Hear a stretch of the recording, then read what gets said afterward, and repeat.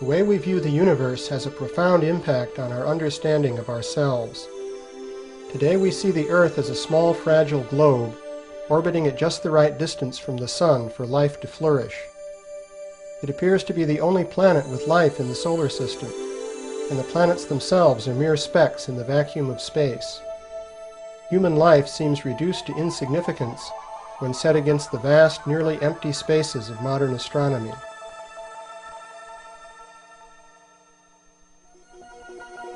But before the modern era, the universe appeared much more comfortable and accommodating.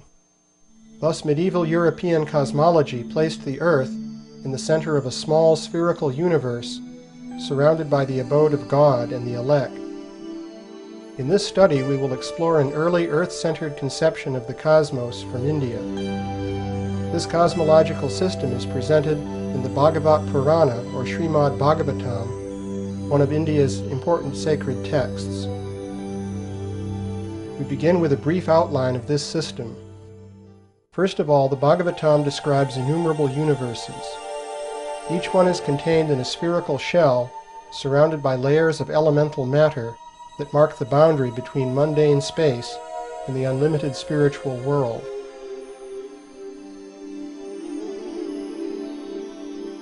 The region within the shell is called the Brahmanda, or Brahma egg. It contains an earth disk called Bhumandala that divides it into an upper heavenly half and a subterranean half filled with amniotic water. Although Bhumandala literally means the circle or mandala of the earth, it has little in common with the earth on which we stand. The diameter of Bhumandala is given in the Bhagavatam, and it is about the size of the orbit of Uranus. Bhumandala is divided into a series of geographic features called oceans and islands.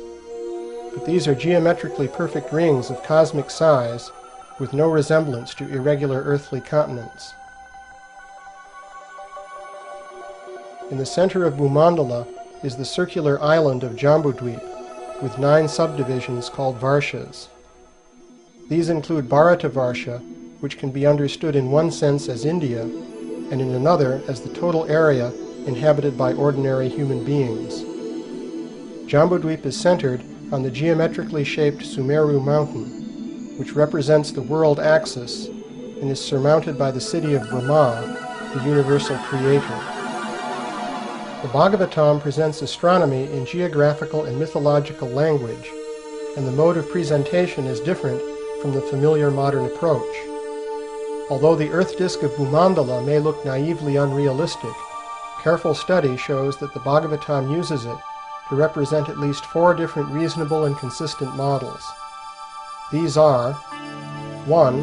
A polar projection map of the Earth globe. 2. A map of the solar system. 3. Topographical map of South-Central Asia. 4. A map of the celestial realm of the demigods. There are bound to be contradictions when one structure is used to represent several different things in a composite map. But these do not cause a problem if we understand the underlying intent. We can draw a parallel with medieval paintings portraying several different parts of a story in one composition. This painting shows St. Peter in 3 different parts of a biblical story. Here is a similar painting from India showing 3 different parts of a story about Krishna. Such paintings contain apparent contradictions, such as the images of one character in different places. But a person who understands the storyline will not be disturbed by this. As source material, we will refer to the Bhagavat Purana and to several important commentaries on this text by traditional Indian scholars.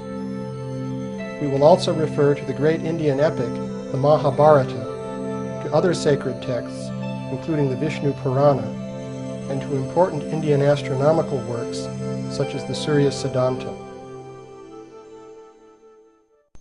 Bhumandala as a planisphere. We begin by discussing the interpretation of Bhumandala as a planisphere, a polar projection map of the Earth globe. Each important interpretation of Bhumandala is obtained by focusing on a cluster of Bhumandala features and temporarily ignoring features outside the cluster. In this case, note that the ring-shaped islands and oceans of Bhumandala have widely varying scales as defined in the Bhagavatam. For now, we ignore this. The planisphere interpretation of Bhumandala requires that we give them all equal width. In fact, this is commonly done in diagrams of Bhumandala, such as this one, dating to the early 19th century. Bhumandala with equalized rings can be seen as a stereographic projection of a spherical Earth. Stereographic projection is an ancient method of mapping points on the surface of a sphere to points on a plane. This method can be applied to map a modern Earth globe onto a plane. This flat projection is called a planisphere. Bhumandala can likewise be viewed as a stereographic projection of a globe. Such globes exist in India. Here is one that was probably commissioned by Sawai Jai Singh, Raja of Jaipur, in the early 18th century. In this globe, the land area between the equator and the mountain arc is Bharatavarsha, corresponding to Greater India. India is well represented, but apart from a few references to neighboring places, this globe does not give a realistic map of the Earth. It was clearly intended for astronomical rather than geographical purposes. Here is another globe showing Jambudweep. Note that Jambudweep is mapped into the northern hemisphere on these globes. Although the Bhagavatam does not explicitly describe the Earth as a globe, it does so indirectly. For example, it points out that night prevails diametrically opposite to a point where it is day. Likewise, there is sunset opposite a point where the sun is rising. According to the Bhagavatam, the sun orbits just above Bhumandala on its chariot. Taken literally, the sun's rays should spread out smoothly over the plane of Bhumandala, leaving no points of sunrise or sunset, and no area in total darkness. This seems to contradict the Bhagavatam's statement about day and night at diametrically opposite points. But there is no contradiction if we adopt the planisphere interpretation of Bhumandala. To see this, consider the equator, the Tropic of Cancer, the Tropic of Capricorn, and the sun's path called the ecliptic. These circles are mapped on a globe as we see here. The sun is always directly above some point on the ecliptic, and the globe rotates relative to the sun plus ecliptic once per day. The sun also slowly moves along the ecliptic, making one circuit per year. The seasons result from the sun's northward and southward movement on the tilted ecliptic circle. These four circles project stereographically as shown here.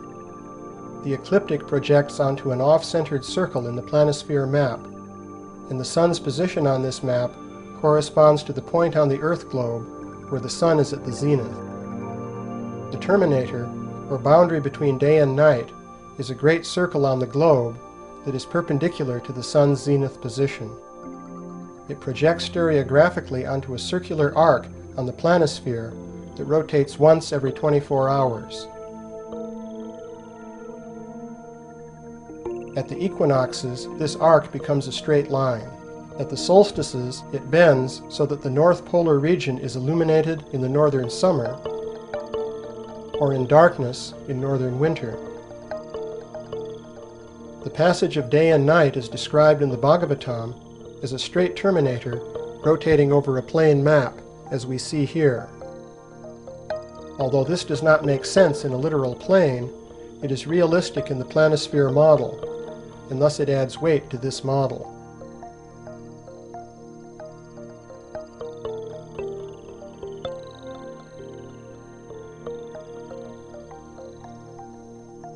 Here we see the ecliptic and the zodiac projected stereographically onto the Earth map. The sun and zodiac revolve clockwise together once per day, while the sun moves counterclockwise around the zodiac once per year. Here the zodiac is projected stereographically onto Bhumandala. Note that as the Sun goes around the off-centered zodiac in its yearly orbit, it crosses the ring-shaped islands and oceans of Bhumandala. This ocean-crossing motion is described in the Puranas, and this also adds weight to the planisphere model. Bhumandala can be compared with an astronomical instrument called an astrolabe, which was popular in the Middle Ages. On the astrolabe, the off-centered circle represents the orbit of the Sun, the ecliptic.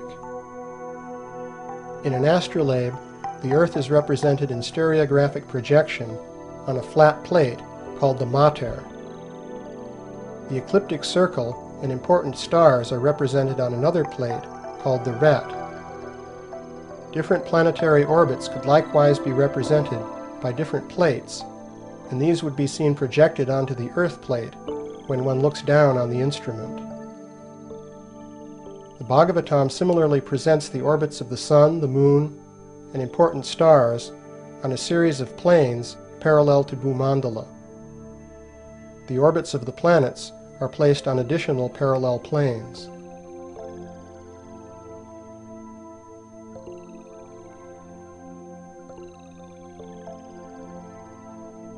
Here we see the Bhagavatam's model of the orbits of the Sun, Moon, and 28 important star constellations. These lie in 3 planes parallel to Bhumandala. The layout is comparable to that of an astrolabe. Seen from the side, we find that the Moon is higher than the Sun, but this is simply an artifact of the astrolabe model.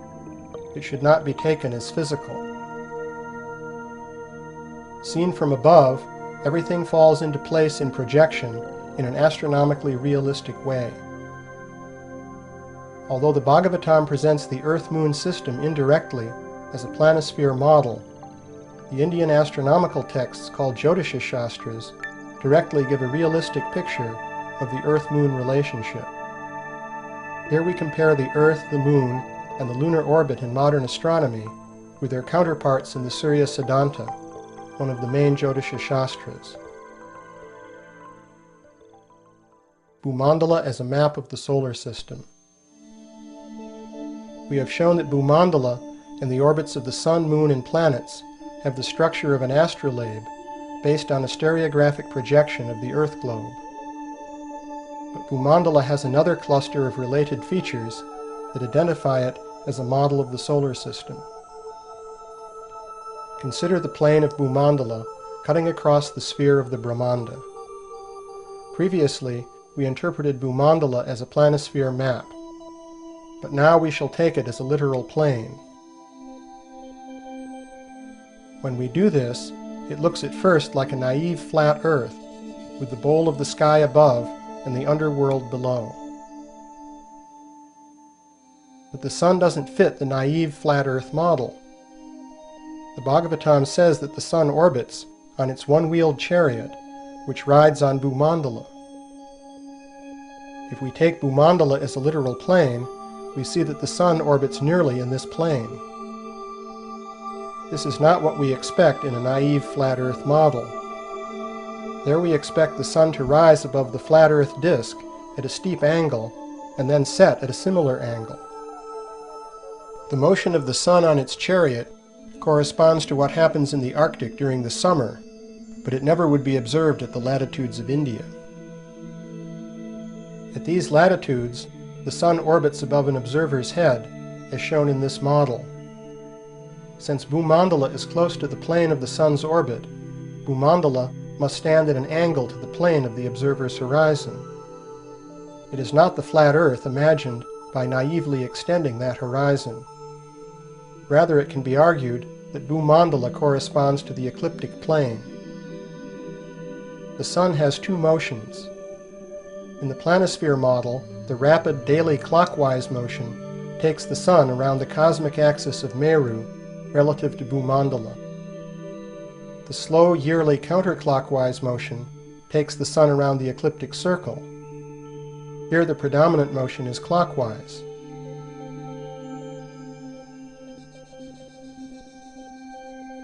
The Bhagavatam talks about the Sun's clockwise motion, but it also talks about a yearly counterclockwise motion of the Sun relative to Bhumandala, as shown here.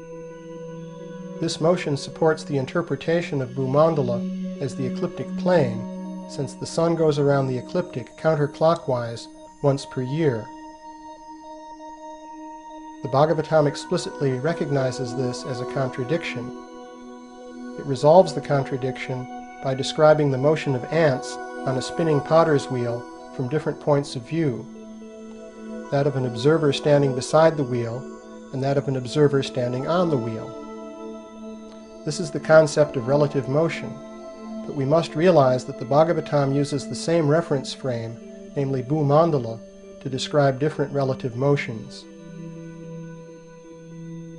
The scholars Giorgio del Santillana and Hertha von Deckend carried out an intensive study of myths and traditions and concluded that the so-called flat earth of ancient times originally represented the plane of the ecliptic and not the earth on which we stand. In their model, shown here, the Sun also orbits around the plane of the ecliptic earth. Later on, the original cosmic understanding of the earth was apparently lost, and the earth beneath our feet was taken literally as a flat plate. Here we see an early Greek version of this idea. In India, the earth of the Puranas has often been taken as literally flat. However, the details given in the Bhagavatam indicate that its cosmology is much more sophisticated. It turns out that the disk of Bhumandala corresponds in some detail to the solar system. First of all, the solar system is nearly flat. The Sun, the Moon, and the 5 planets, Mercury through Saturn, all orbit nearly in the ecliptic plane. The Sun, Moon, and planets also orbit very close to one plane in the cosmology of the Bhagavatam. In one verse, the region where the planets orbit is compared to the thin space between 2 halves of a bean seed. The region of the planetary orbits is called Antariksha, or inner space. In this picture, it is shown as a thin plate extending directly above Bhumandala. In the planisphere model, the planes of the planetary orbits correspond to the plates in an astrolabe. This is not realistic for a solar system model, but it is realistic to put the planetary orbits in a thin disk of space parallel to the ecliptic. The heights of the planetary orbits are given in a unit called the yojana, which is about 8 miles in length. All distances in the Bhagavatam are expressed in terms of this unit. The thickness of the Antariksha disk is roughly the same as the spread of the orbits of Mercury through Saturn perpendicular to the ecliptic. In this picture, both this spread and the thickness of Antariksha have been stretched by a factor of 3 for the purpose of easy comparison. In the planisphere model, we ignored the actual size of Bhumandala and compressed its ring-shaped features into a small set of rings around Jambudvip. But if we restore these rings to their real size, we find that they correspond to planetary orbits. First of all, we can understand the size of Bhumandala by comparing it with the orbit of Uranus. Measured in yojanas, Bhumandala is slightly bigger in diameter than the orbit of this planet. Within Bhumandala, a ring-shaped mountain called Lokaloka is defined by the Bhagavatam as the outer limit of the luminaries. Perhaps coincidentally, this ring is about the size of the orbit of Saturn, the outermost of the planets visible to the naked eye. We can understand the scale of Bhumandala by comparing it with the Earth, the solar system out to Saturn and Uranus, and the Milky Way galaxy. Bhumandala closely matches the solar system, but it differs radically in size from the Earth and the galaxy. If we compare the rings of Bhumandala with the orbits of the 5 planets, Mercury through Saturn, we find further alignments which give weight to the hypothesis that Bhumandala was designed as a map of the solar system. To show this accurately, we have to look at a geocentric model of the solar system. Here is the geocentric system as given by the famous astronomer Tycho Brahe. Note that Brahe has the 5 traditional planets orbiting the Sun and the Sun orbiting the Earth. In the 19th century, the South Indian scholar Tiruvenkata Ramanuja Geoswami compared the solar system with Bhumandala. Here is a diagram of his model. Tiruvenkata's model exactly matches the geocentric model of Tycho Brahe. In fact, this is the natural way to compare Bhumandala with the planetary orbits. Planetary orbit can be portrayed from a Sun-centered or Earth-centered standpoint. Here we see how the orbit of Venus changes when we shift the camera's viewpoint from the Sun to the Earth. The Sun-centered viewpoint is essential for modern orbital calculations, but the Earth-centered viewpoint is necessary for all Earth-based observations. In a geocentric model, a planet orbits the Sun, while the Sun orbits the Earth. This produces a looping motion like that produced by a spirograph. In this simple mechanical model, we see the Sun orbiting the Earth in the center and Venus orbiting the Sun. Here we see the orbital track traced out by Venus in its geocentric orbit. Note that it passes from one boundary circle of Bhumandala to another. Here we see the same thing for Mercury. The alignment between the planetary orbit and the circular features of Bhumandala is approximate at 8 miles per yojana. If we choose about 8.5 miles per yojana, it becomes very accurate for all 5 traditional planets. Here we see the orbit of Mars. This orbital spiral also grazes an inner circle of Bhumandala and an outer circle. The Sun's geocentric orbit is a simple near-circular ellipse that runs down the center of one of the oceans of Bhumandala. It is noteworthy that the geocentric orbit of the Sun is so small compared with the Brahmanda that the Brahmanda is nearly Sun-centered or heliocentric. It is also worth noting that some commentators on the Bhagavatam take it to be fully heliocentric. The inner planets Mercury, Venus, and Mars are close neighbors of the Sun. For these planets, there is a 1-to-1 match between the 6 inner and outer boundary curves of their orbits and 6 bounding circles of Saptadweep, the inner system of 7 islands and oceans of Bhumandala. The Sun's orbit provides a 7th circle, dividing the 6 into 2 symmetric groups. The outer planets Jupiter and Saturn delineate a larger ring of Bhumandala lying outside Saptadweep. Jupiter defines the inner boundary of this ring, and Saturn nearly grazes its outer boundary, known as Lokaloka Mountain. As we mentioned before, this ring mountain is fixed in the Bhagavatam as the outer boundary of the luminaries, and Saturn is the outermost planet visible to the naked eye. Until recent times, astronomers generally underestimated the distance from the Earth to the Sun. Thus it is remarkable that the dimensions of Bhumandala in the Bhagavatam are consistent with modern data on the size of the Sun's orbit and the solar system as a whole. In particular, the Earth-Sun distance and the size of the solar system were seriously underestimated by Claudius Ptolemy, the greatest astronomer of classical antiquity. The detailed correlations between Bhumandala features and planetary orbits may seem contrary to the known history of science, but they are corroborated by historical data suggesting the existence of advanced scientific knowledge in the distant past. For example, a historical study of the yojana provides evidence supporting a yojana length of about 8.5 miles, the same length that emerges from the comparison of planetary orbits with Bhumandala. This yojana length is connected with accurate knowledge of the degree of latitude, and this requires accurate knowledge of the size and shape of the Earth. The historical evidence for the size of the yojana involves Greek and Chinese reports on distance measurements in India. It ties in with extensive evidence for the existence of scientifically defined measures in ancient Egypt and the Near East.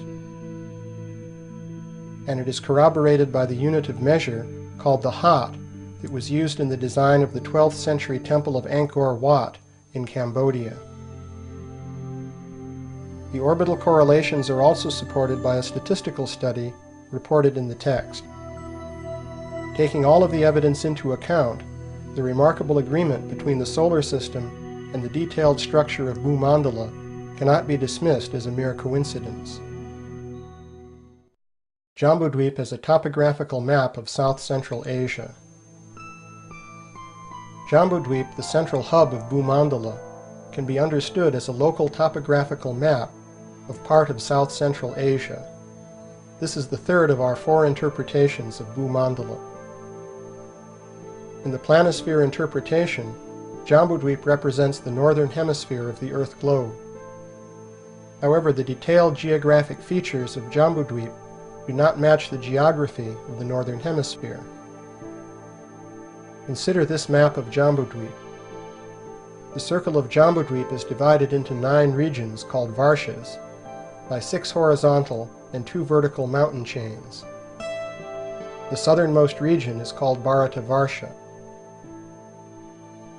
Careful study shows that this map corresponds to India plus adjoining areas of South-Central Asia. The first step in making this identification is to observe that the Bhagavatam assigns many rivers in India to Bharat Varsha, the southernmost division of Jambudweep. Thus Bharat Varsha represents India. The same can be said for many mountains in Bharat Varsha. In particular, the Bhagavatam places the Himalayas to the north of Bharat Varsha in Jambudweep. A detailed study of the Puranic accounts allows the other mountain ranges of Jambudweep to be identified with mountain ranges in the region north of India. Although this region includes some of the most desolate and mountainous country in the world, it was nonetheless important in ancient times. For example, the famous Silk Road passes through this region. The Pamir Mountains can be identified with Mount Meru in Ilavrita Varsha, the square region in the center of Jambudweep. Note that Mount Meru does not represent the polar axis in this interpretation. Cosmology and earthly geography. There are many cosmological traditions around the world which share important features of Bhagavata cosmology. These include a cosmic axial mountain or pillar, which is often identified with a local mountain, such as Mount Olympus in Greece. These traditions also include other standard features, including those shown in this generic world model. The cosmology of the Bhagavatam and the Puranas is shared in its broad features by Buddhism, and it is widespread in the Buddhist countries of Asia. This East Asian picture depicts a square version of Mount Meru and the oceans and islands of Bhumandala, surmounted by planetary orbits. This Korean wheel map shows a central continent surrounded by a circular ocean and another circular continent. Joseph Needham, in his treatise on Chinese science, traces these wheel maps to India or Babylon. Here is a Babylonian wheel map. Wheel maps were also made in medieval Europe.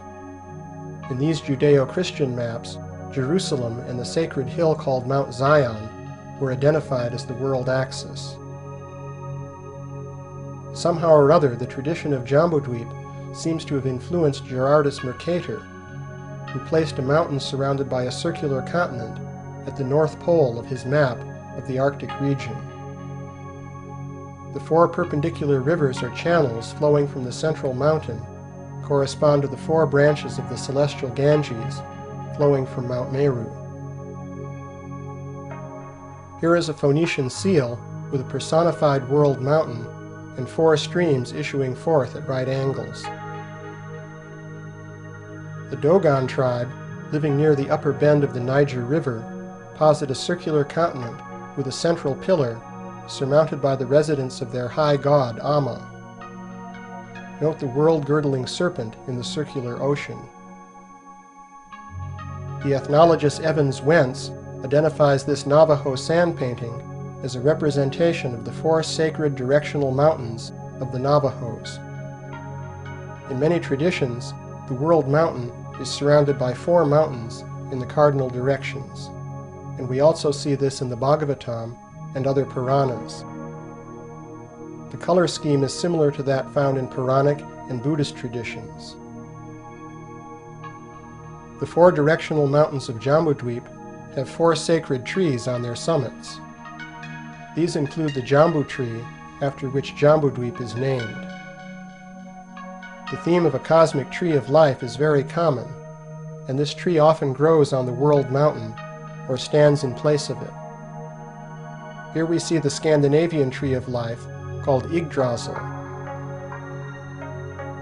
The apocryphal biblical literature describes a tree of life with four rivers of honey, milk, oil, and wine that flow down into Eden. For comparison, the Bhagavatam has rivers of special juices flowing from its four sacred trees. This Assyrian seal shows the tree of life on the world mountain, plus two sacred streams. In this East Asian picture, the tree of life stands upon the column of Mount Meru, centered on the ring pattern of Bhumandala. The Mayans of Central America have a tree of life that extends through 7 heavens, and they also speak of 5 lower worlds. Graded heavens and underworlds are found in many cosmologies, including that of the Bhagavatam. Here we see the cosmology of the Shipibo tribe of the Peruvian Manteya. This includes the tree of life, the circular continent and surrounding ocean, and the world-girdling serpent. The cosmology of the Warao of the Orinoco Delta also features a serpent of being that surrounds their world. Here we see the Norse serpent that surrounds Midgard, the inhabited world of Norse cosmology. The Bhagavatam places a universal serpent called Anantashesha beneath Bhumandala. He is generally depicted as supporting the earth from beneath, but the Mahabharata also says that he encircles her in his coils. The Bhagavatam places the cities of Brahma and the 8 Lokapalas on top of Mount Meru. Similarly, many traditions place the abode of the gods on top of their axial mountain or pillar. Here is the geometric layout of the cities of the 8 Lokapalas, or world guardians. These figure in the Vastu Purusha mandala used to lay out temples in traditional Indian architecture. The grid of the Vastu Purusha mandala is also associated with the nakshatra constellations marking the ecliptic. Thus the earthly side of a temple was connected with the heavenly realm of the ecliptic. This brings us back to our interpretation of Bhumandala, the circle of the earth, with the solar system. In India, it was traditional to identify the earth, or a localized part of the earth, with the heavens. We see the same thing in many traditions where the cosmic axis is identified with a mountain or cultural center. Bhumandala as a map of the celestial realm of the demigods. Bhumandala can also be understood as a map of the celestial realm of the demigods. One curious feature of Jambudweep is that the Bhagavatam describes all of the Varshas, or regions, other than Bharatavarsha, as heavenly realms, where the inhabitants live for 10,000 years without suffering. This has led some scholars to suppose that Indians used to imagine foreign lands as celestial paradises. However, the Bhagavatam does refer to barbaric peoples outside India, such as Huns, Greeks, Turks, and Mongolians, who were hardly thought to live in paradise. One way around this is to suppose that Bharatavarsha includes the entire Earth globe, while the other 8 Varshas refer to celestial realms outside the Earth. This is a common understanding in India, and it is illustrated by this 19th century South Indian diagram, where the Earth globe is identified with Bharatvarsha. but the simplest explanation of the heavenly features of Jambudvip is that Bhumandala was intended to represent the realm of the demigods. Like the other interpretations we have considered, this one is based on a cluster of mutually consistent points in the cosmology of the Bhagavatam. The first point is that the demigods are portrayed as being so large that we are literally like ants in comparison with them. For example, this picture shows the size of Lord Shiva in relation to Europe, based on dimensions given in the Bhagavatam. This explains the enormous sizes attributed to mountains, trees, and other features in Jambudvip. Although Jambudvip refers to a region of this earth, it doubles as a realm of demigods of superhuman size. How can mere humans meet and interact with such gigantic beings? The answer is that travel from this earth to the celestial realm may involve a great expansion in size. For example, in the Bhagavatam story of Matsya Avatar, King Satyavrata of South India finds a remarkable fish. Later on, the fish expands to 8 million miles in length and pulls the king on a boat through a cosmic deluge covering Bhumandala. Systematic changes in size are carried out using the siddhis, or mystic powers, called anima, size reduction, and mahima, size expansion. According to the Bhagavatam, these powers are based on the transcendental form of Vishnu, who is larger than the universes as Mahavishnu, and smaller than an atom as the Supersoul. There are also siddhis which enable one to take shortcuts across space. This is illustrated by a story from the Bhagavatam in which the mystic yogini Chitralekha abducts Aniruddha from his bed in Dwarka and transports him mystically to a distant city. In addition to moving from one place to another in ordinary space, the mystic cities enable one to travel in the all-pervading ether or to enter another continuum. A classical example of a parallel continuum is Krishna's transcendental realm of Vrindavan, which is said to be unlimitedly expansive. This transcendental realm is said to exist in parallel to the finite earthly Vrindavan in India. A story from about 500 years ago tells of how Dukhi Krishnadas found an ankle ornament belonging to Radharani that fell into this dimension from the transcendental Vrindavan. He subsequently met a gopi who came from that realm to retrieve the ornament. Later on, Dukhi Krishnadas, who is now known as Shaimananda, entered the same transcendental realm in meditation. Thus the transfer from one continuum to another depends on the traveler's state of consciousness. The Sanskrit literature abounds with stories of parallel worlds. For example, the Mahabharata tells the story of how Arjuna was abducted by the Naga princess Ulupi while bathing in the Ganges. Arjuna was pulled down into the kingdom of the Nagas, which exists in another dimension. The idea of parallel worlds linked by mystical travel explains how the worlds of the demigods and still higher beings are connected with our world. In particular, it explains how Jambudvip, as the celestial realm of the demigods, is connected with Jambudvip as the earth, or part of the earth. The vertical dimension in Bhagavat cosmology. The Bhumandala disk represents the exoteric domains of the earth and planets. In contrast, the cosmic axis, extending perpendicular to Bhumandala, is filled with esoteric meaning. It represents the path of ascent or descent of the soul. In addition to the orbits of the sun, moon, and planets, there are different worlds or lokas arrayed above Bhumandala along the cosmic axis. These upper worlds can be entered through mystic siddhis, and they are accessible only to persons of advanced spiritual consciousness.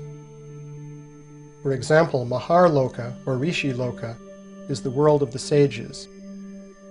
It is said that in this world, Lord Vishnu directly appears before his devotees and receives the offerings of fire sacrifices in his hands. The first three upper worlds are Bhumandala itself, Bhuvarloka, or Antariksha, where the planets orbit, and Svargaloka. In the vertical direction, these worlds are closely spaced, as we have seen before. Below the level of the sun in Antariksha lie Rahu, the abodes of the Siddhas and Charanas, and the abodes of Rakshasas and different types of evil spirits.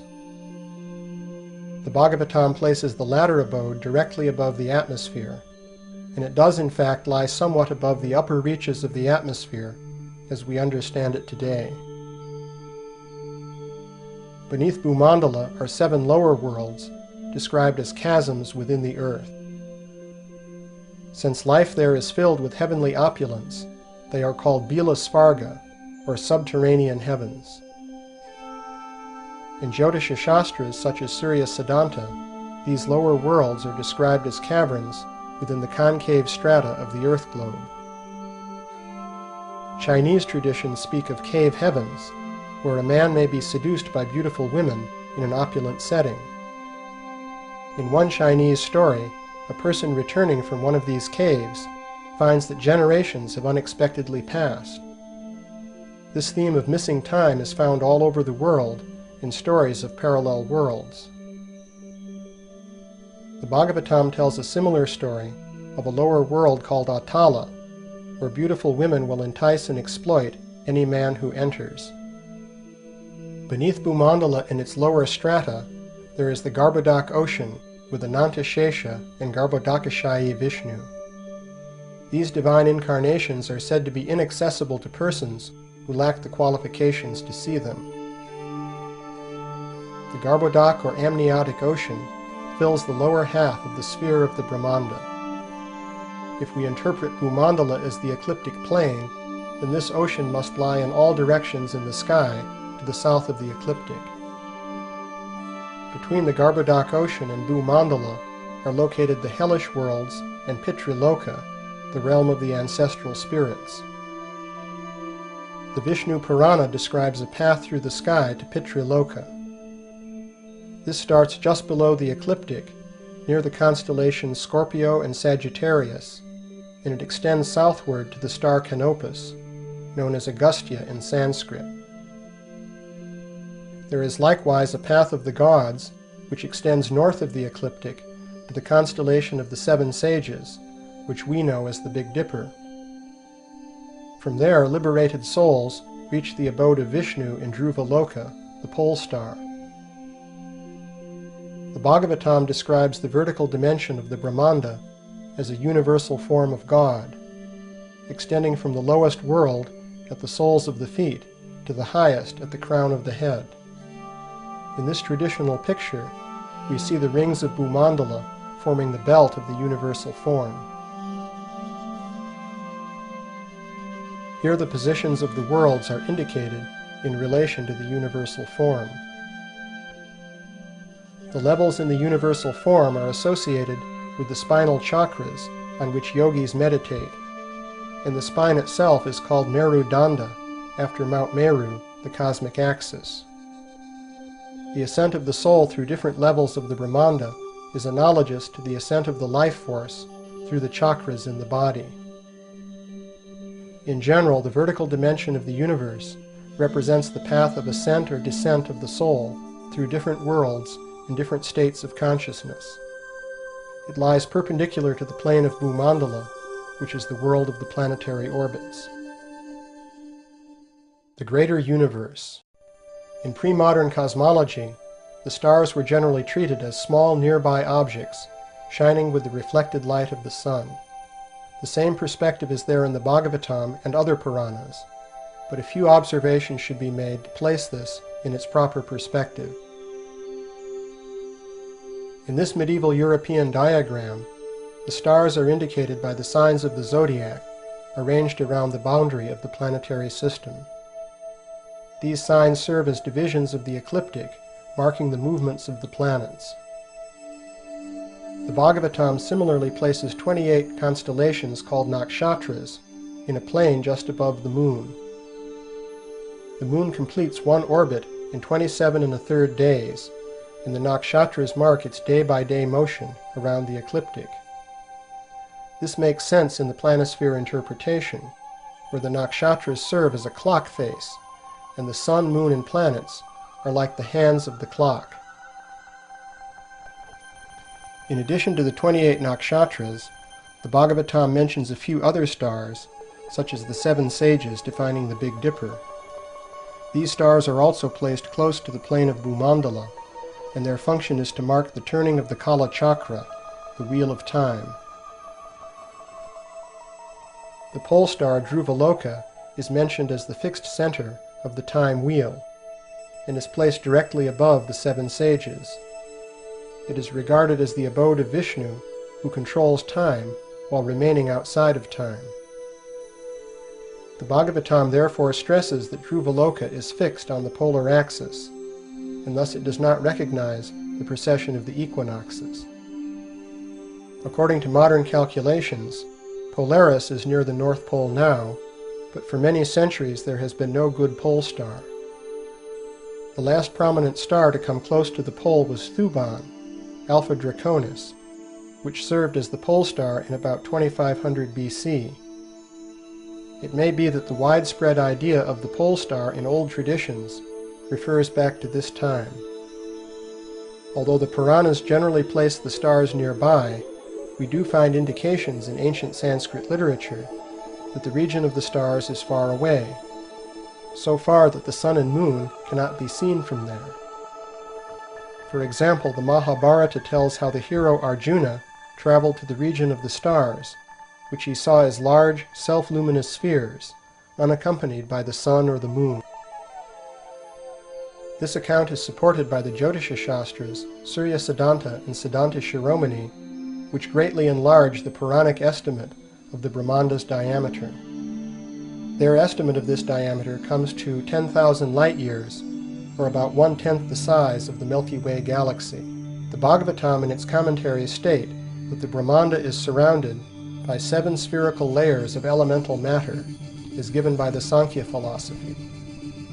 Each successive layer is said to be 10 times as thick as the one preceding it. Innumerable Brahmandas, each surrounded by its elemental layers, are said to be floating within the causal ocean in the unlimited spiritual world. Thus the Bhagavatam places the Brahma egg in the context of a multiplicity of worlds, occupying an unlimited continuum of space.